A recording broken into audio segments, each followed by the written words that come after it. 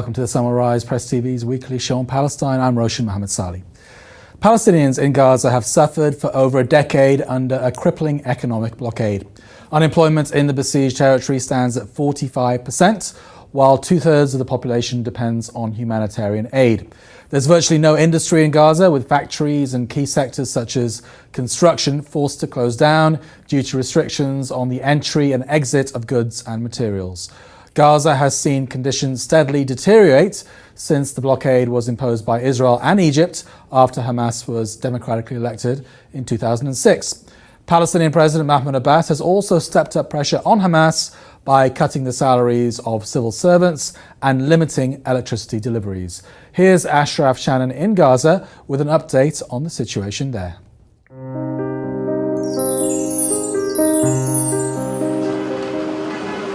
Palestinians in the Gaza Strip have been denied their basic rights since 2007. Israel's land, air and sea blockade of the tiny coastal sliver is in contravention of international law and amounts to collective punishment. It also severely restricts imports and exports and access to agricultural land and fishing areas. In late March, people in Gaza started mass peaceful rallies to demand the right of return for Palestinian refugees and the complete lifting of the Israeli blockade. During the course of their peaceful action, Israeli forces killed over 200 protesters and injured thousands. We want this brutal blockade to end, and we have been suffering for several years because of it. We also never give up any part of our land. Our blood is not cheap, but also freedom doesn't come cheap. The prolonged closure of Gaza's sole commercial crossing has negatively impacted trade and helped increase unemployment and poverty, while 70% of young Gazans are without work. We will continue our peaceful rallies until the blockade is fully lifted and the right of return for Palestinian refugees is achieved. The Israeli soldiers can kill and injure us, but we will end this illegal blockade of Gaza. I don't have electricity and I don't work, and I will continue to demonstrate. The tight Israeli blockade prevents sustainable growth and perpetuates high levels of food insecurity and aid dependency. The world must come out of its silence and pressure Israel into lifting the blockade. Palestinians in Gaza are demanding an end to these inhumane measures and collective punishment. This blockade amounts to a war crime, and 2 million people in Gaza have been suffering for a long time. The Gaza Strip needs freedom of movement for people and goods, as well as free trade without interference by the Israeli occupation. Earlier this year, the United Nations warned that the Gaza Strip is on the verge of total collapse. For over a decade, Palestinians in Gaza have been unable to provide for their families, and the quality of vital services has rapidly deteriorated. Ashraf Shannon, The Sun Will Rise, Gaza.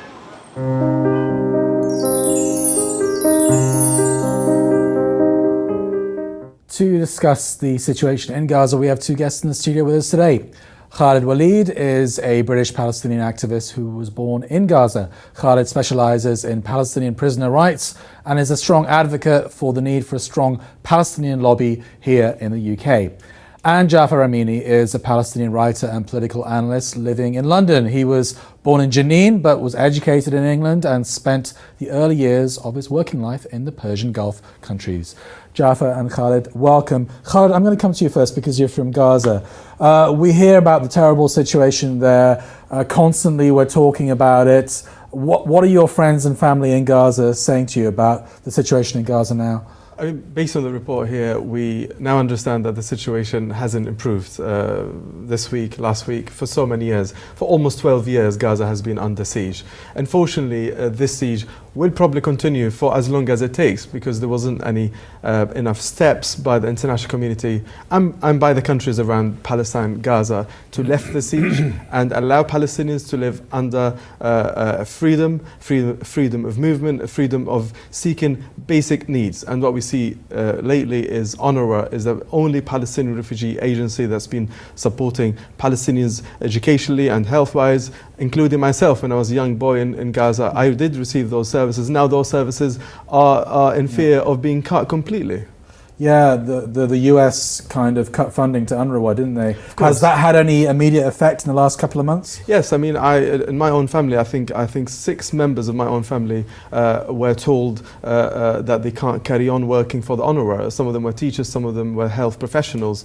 My mother as well works for the UNRWA, so it does affect not only for people who are working for UNRWA, but here we're talking about the wider Palestinian So you have society. highly educated people in Gaza that can't find jobs, and young people especially, there's no hope for them. Of course, I mean, almost 68% or so Palestinian youth unemployment. That's a huge number. And yes, of course, I think what Israel had started the siege back in 2007 didn't achieve any of that. So I think we need to have an immediate relief to the people there. And before I come to Jaffa, you said that this siege will continue until it achieves what it set out to achieve. You're talking about the collapse of Hamas, or what are you talking about? We're probably talking about the collapse of the Palestinian societies, wherever they are. Gaza was a symbolic place for resistance and for opposing Israeli oppression. And here, if you remember, all the intifadas that happened, they started from Gaza.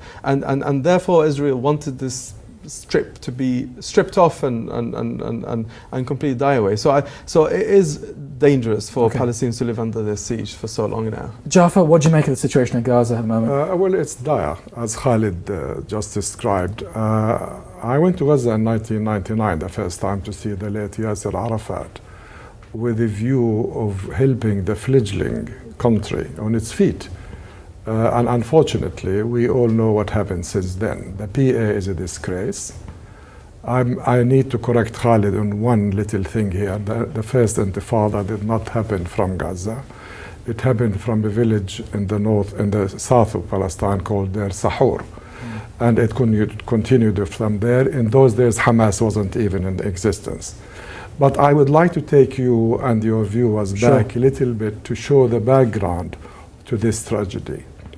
In 2004, an Israeli scholar by the name of Aaron Sofa, he is a geographer and demographer at the University of Haifa, advised the then Prime Minister Sharon to withdraw from Gaza and change it into a cage. And then he said to him, and when the 2 million in that cage become animals and come to the fence, we kill and kill and kill day in and day out until we finish them. This is number one. This has happened.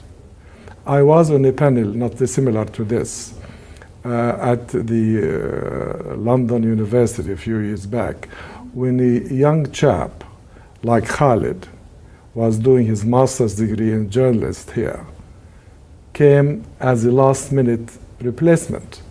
And when he saw me sitting there, he looked at me and he said, what can I say with Father Palestine sitting there? But I'm going to say one thing. What Israel did to us, they put us in a cage, they locked it and threw the key into the sea. Okay, gentlemen, we're going to continue this discussion in a few minutes' time, but we are going to move on now. Palestinian societies at British universities have been under severe pressure from the authorities to dampen down their views. This pressure could be about the speakers they invite to address students or the content of their rhetoric about Israel. Our reporter Ahmed Kabbalah went along to the University of Westminster's first Palestine event of the academic year. Here's his reports.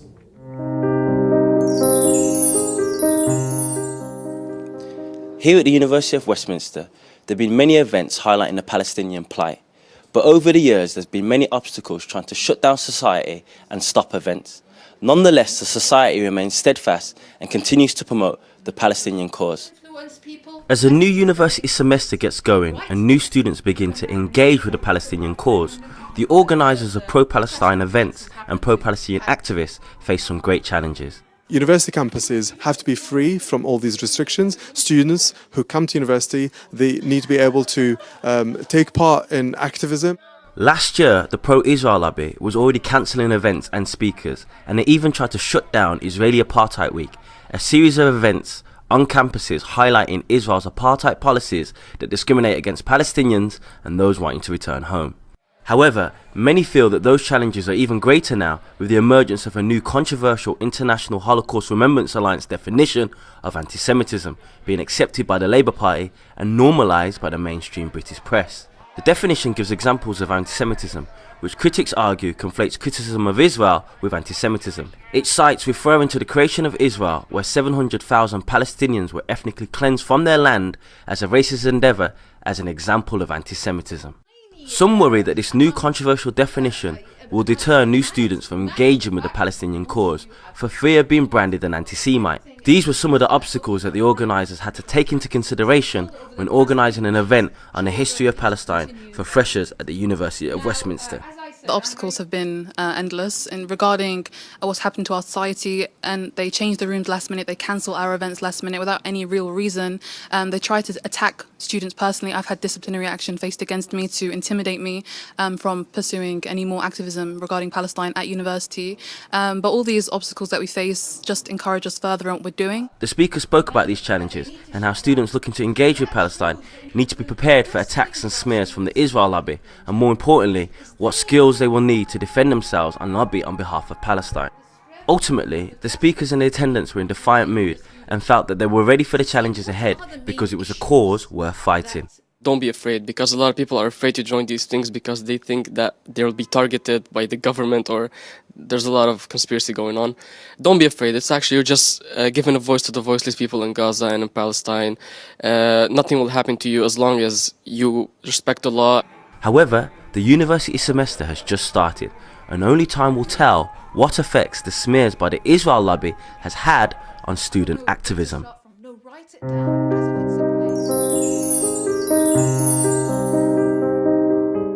Before we continue our discussion about Gaza, Khalid, I do want to ask you about the report that we just saw, because you were a student activist in your day. Do you think that freedom of speech on Palestine is under threat in British universities? I mean, as an elected sabbatical officer, I was elected as a sabbatical officer of the University of Bradford. That was back in 2009. I think since even 2009 till today, I have seen more restrictions by UK universities and the government too on activists, on activists for Palestine. And for me, I feel this needs to be stopped. This needs to be addressed by politicians and by activists themselves. It has been so difficult in the recent years for activists for Palestine to be able to even organize a simple event like the one that we saw here. But the same pressure doesn't exist on pro-Israeli societies, for example, does no, it? we don't seem to see that. No. Yes. Let's get back to our discussion on Gaza, gentlemen. We're seeing these March of Return protests happen with less publicity nowadays. Every week, it's still ongoing. Palestinians are still mowed down every week with far less publicity than before. But Khalid, what strikes me is after 12 years of siege and war, death and destruction, they're not defeated, are they? The people of Gaza are not defeated. The people are very determined to show the world how severe the siege is on the people there. They had no mean but to go for these events and for taking part in these rallies and demonstrations. No matter what the cost. No matter what the cost. And yeah, we feel sorry as an international community not to do much to them.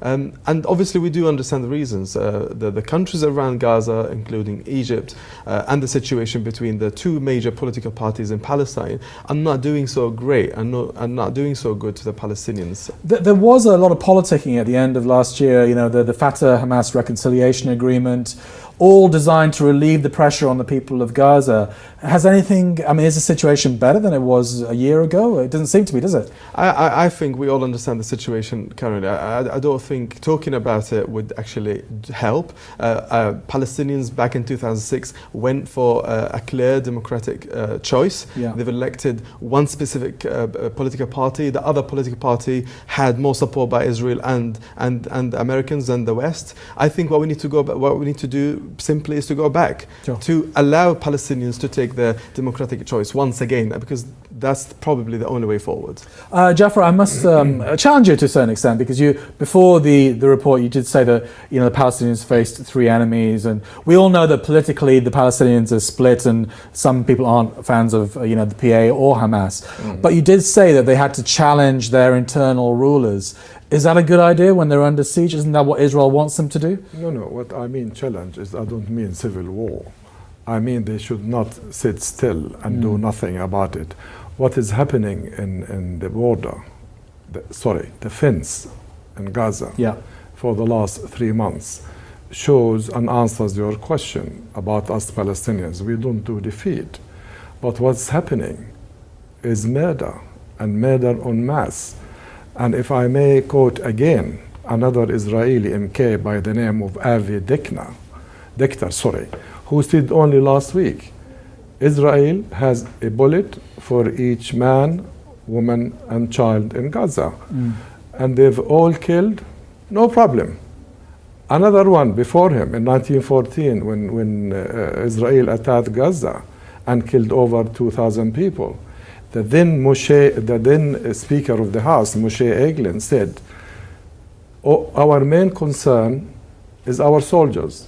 Every hair on an Israeli soldier is worth the entire population of Gaza. You know, the defense minister, Israel's defense minister or minister of military affairs, Avigdor Lieberman, has said that Gaza needs to be dealt another blow. Yes, just this week he said that. And look, they don't need to flex their muscles. Gaza is defenseless. What I have against the two main powers, Fatah and Hamas, is the division allows Israel to play this game. And the Arab countries, especially those in the Gulf, the rich ones, don't help. Saudi Arabia is supporting Fatah. Qatar and Turkey are supporting Hamas. Who is supporting the Palestinian people? Who is supporting the Palestinian cause? So you want to see an end to the factionalism? Exactly. Who is From supporting our outside. people who are starving to death in Gaza? Okay, we're going to conclude this discussion in a few minutes' time, but we are going to move on. And actually, we're going to catch up with a few recent stories about Palestine that I'm sure you didn't see on the mainstream media. The only crossing point between Syria and the Israeli-occupied Golan Heights has reopened for United Nations observers 4 years after closing due to the war in Syria. The UN force returned to the area after Syrian government forces backed by Russia succeeded in recapturing territory near the Golan Heights and driving out armed militant groups from a de-escalation zone. 2 UN jeeps crossed into the Golan Heights on Monday near the Syrian border town of Quneitra after a deal between Israel and the UN, which was accepted by Syria. The UN observers were deployed at the Quneitra crossing from 1974 to 2014 to monitor a ceasefire and a demilitarized zone. Israel illegally occupied the Golan Heights in 1967 and unilaterally annexed it in 1981. Israeli Prime Minister Benjamin Netanyahu has threatened to inflict very strong blows on Hamas after fresh violence along the fence that separates the besieged Gaza Strip from historic Palestine. Israeli forces killed 7 protesters along the fence last Friday during the ongoing weekly Great March of Return protests, which began in March. Though largely peaceful, a small group of protesters displayed their frustration at the Israeli occupation by flying incendiary balloons and kites that floated over Israel's separation fence, and they set fire to agricultural land. The message did not sink in with Hamas. If they don't stop the violent attacks against us, they'll be stopped in another way, and it'll be painful, very painful. And finally, Australian Prime Minister Scott Morrison, whose government faces a crucial election in 4 days, said on Tuesday that Canberra was open to recognising Jerusalem Al-Quds as the capital of Israel, prompting concern from Palestinian officials.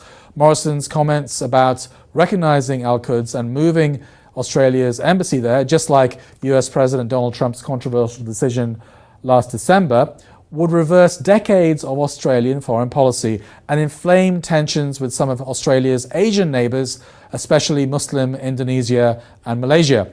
Palestinian Foreign Minister Riyad al-Maliki has condemned the move. Jafar, I must ask you about the Australian story, because I know that you live in Australia half the year. I do. Yes, what do you make of this seemingly very kind of hawkish move from the Australian authorities? Well, the Liberal Party, which is in power at the moment, are a right-wing racist party. And when Turnbull resigned last summer, and then he left his seat vacant in a place called Wentworth. I knew something will happen when Sharma was put to the fore as the preferred candidate. Now Sharma is a Zionist, and he served as Australia's ambassador to Israel. So what better credential do you need? And to reaffirm those credentials, he was convincing the hierarchy of the Liberal Party to take this move. The move started under his predecessor when Mrs. Bishop, the foreign minister, invited a war criminal like Netanyahu to come to Australia, and he was treated like a hero. So Australia is no surprise to me.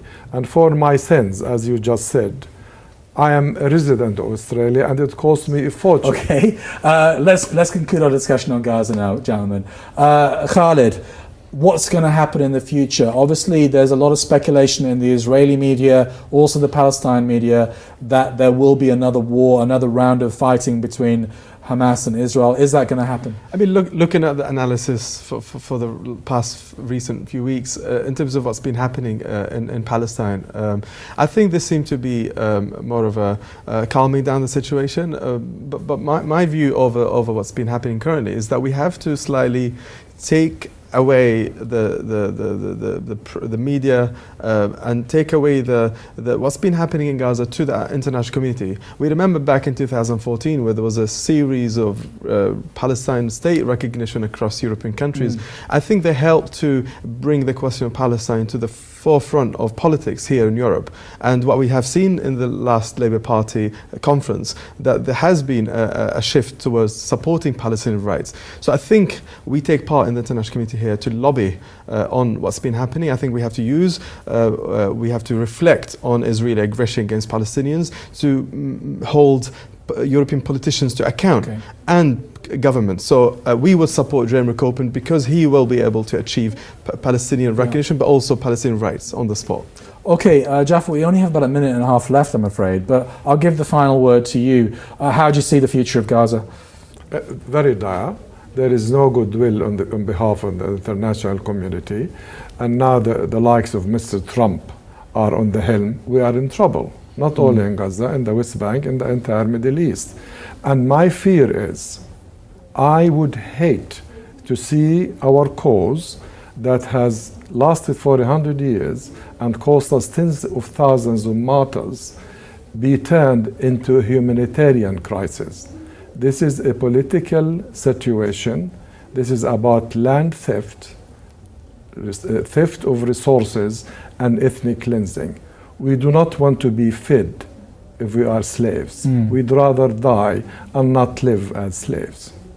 Okay, gentlemen, thank you very much for coming in today and for your words of wisdom. Thank you very much, Khalid and Jafar. Thank you. That is all the time we have today, I'm afraid. Thank you for joining us, and please do continue to follow the show, please, on social media. We'll be back next week, of course, with more news and analysis on the Palestinian freedom struggle. Bye-bye.